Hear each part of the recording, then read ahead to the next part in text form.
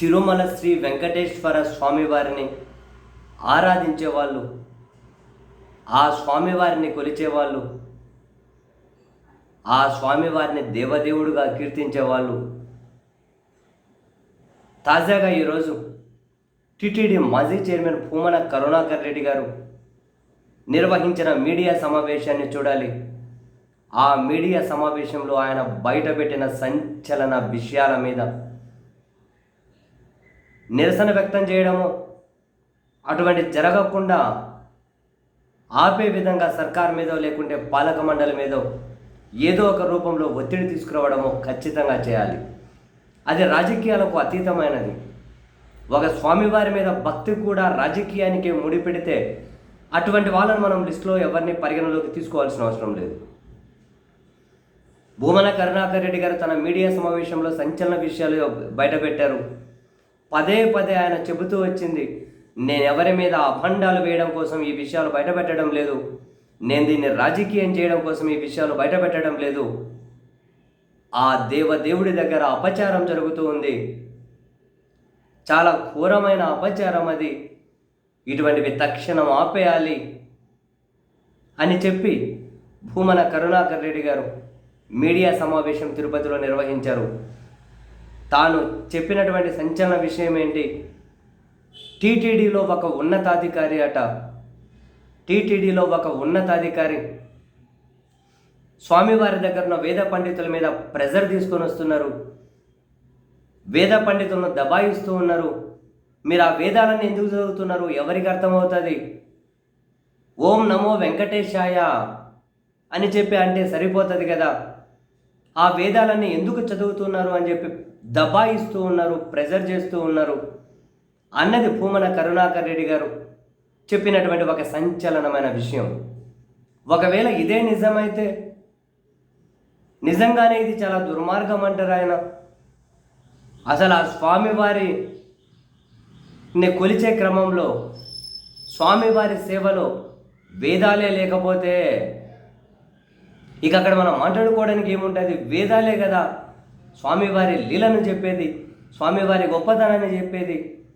ఆ వేదాల కోసమే కదా రాజశేఖర రెడ్డి గారి హయాంలో కళాశాలలు కట్టింది. ఇక్కడ వేదాలే కదా కీలకం. ఆ వేదాలను కాపాడమే కదా సనాతన ధర్మం యొక్క ముఖ్య ఉద్దేశం. అసలు ఈ వేదాలే వద్దు అంటే సనాతన ధర్మాన్ని నాశనం చేసినట్లు కదా. మరి అధికారి ఎవరి అండ చూసుకొని ఆ విధంగా చేస్తూ ఉన్నారు? ఆ అధికారి వెనక ఎవరున్నారు? ఎవరు అలా చెప్పిస్తూ ఉన్నారు?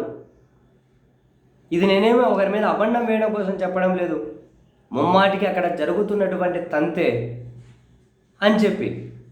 మనం ఎక్కడికైనా కనుక ఏ గుళ్ళు అయినా వేదాలు లేకుండా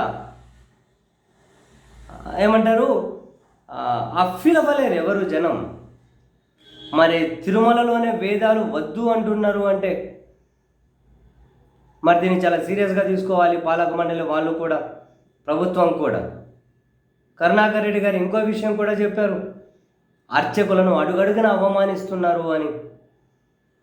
అర్చకులు బయటకు వెళ్ళేటప్పుడు వాళ్ళను ఎయిర్పోర్ట్లో చెక్ చేసిన కంటే దారుణంగా, దొంగలను చెక్ చేసిన దానికంటే చాలా దారుణంగా కింది స్థాయి చిన్న చిన్న పోలీసులు వాళ్ళని మొత్తం ఒళ్ళంతా తడిమి చెక్ చేస్తూ ఉన్నారు.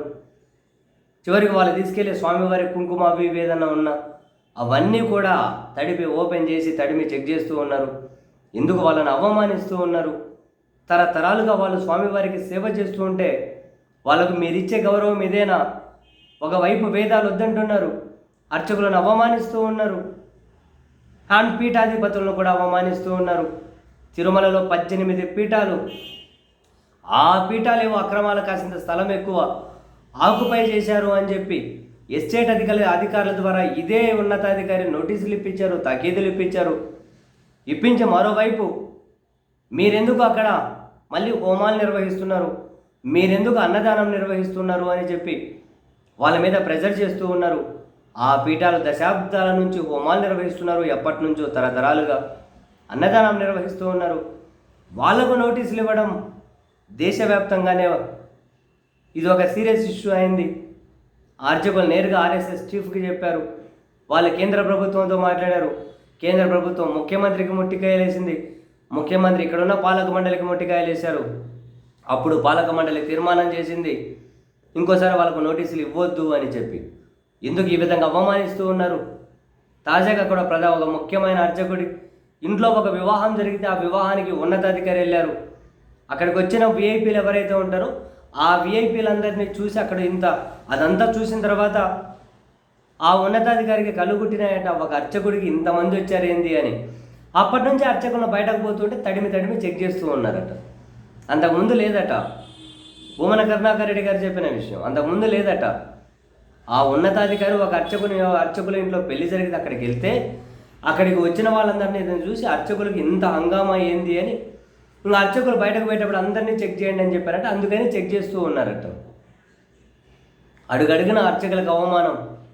వేదాలు వద్దు అని చెప్పి సనాతన ధర్మాన్ని వేదాలు వద్దు అని చెప్పి మొత్తం శ్రీవారి ప్రతిష్టనే దిగజార్చే కార్యక్రమం కాదా ఇది అని చెప్పి ఉద్యోగస్తులను కూడా దారుణంగా అవమానిస్తున్నారు. అండ్ ఒక ఉద్యోగస్తుడు ఏకవస్త్రాన్ని ధరించిన ఉద్యోగస్తులు ఉంటారట. పాపం తనకు మూలశంక అయితే ఇంకా అక్కడంతా పట్టి చెక్ చేసి రక్తస్రావం అయ్యే విధంగా అట్లా చేశారట. పాపం ఇంకా అవన్నీ చెప్పుకోలేరు కదా, అవన్నీ మాట్లాడుకోలేరు కదా. అండ్ మేము అధికారంలోకి వచ్చిన తర్వాత గంట సేపట్టే దర్శనం కల్పిస్తాం ఏఐ ద్వారా అది ఇదని వీళ్ళు ఒక తమ్ముడు ప్రచారాలు చేసుకునేట. తిరుమలలో 8 దాటిందంటే కొన్ని సెంటర్స్ దగ్గరట, అంటే కొన్ని క్యూ లైన్ల దగ్గర భక్తులను లోపలికి రాని కూడా విజిలెన్స్ వాళ్ళే తాళ్ళంట అడ్డం పెడుతూ ఉన్నారట. మీరు ఈరోజు రాకూడదు, రేపు రాపోండి అని చెబుతున్నారట. రేపు రాపోండి అని చెప్పేసి ఈ క్యూ లైన్లో అప్పటికే ఉన్న వాళ్ళకు తొందరగా మనం దర్శనం కల్పించేస్తున్నాము అని చెప్పి ఆ కలరింగ్ ఇవ్వడం కోసం స్వామివారి దర్శనానికి వచ్చే భక్తులను వెనక్కి పంపించేస్తున్నారు.